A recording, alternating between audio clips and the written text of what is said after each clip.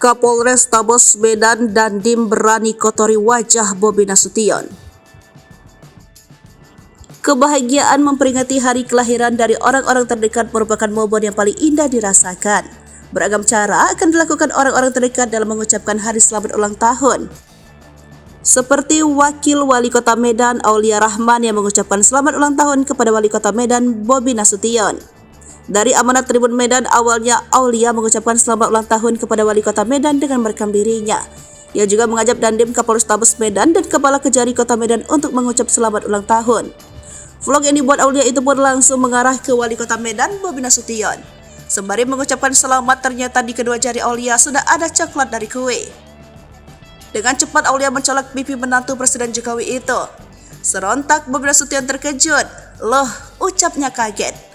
Tak cuma itu, aksi mencolek pipi dengan krim kue pun diikuti Dandim dan Kapolres Tabes Medan Kombes Valentino Tarateda.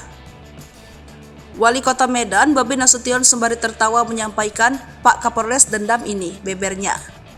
Video momen kebahagiaan peringatan hari lahir Wali Kota Medan ini pun diunggah langsung oleh Aulia Rahman di akun Instagram miliknya. Dalam unggahan Aulia menuliskan selamat ulang tahun buat Pak Wali Kota Medan kita, Pak Bobi, yang selalu memberikan segala genap jiwa raganya untuk memberikan yang terbaik untuk warga Kota Medan.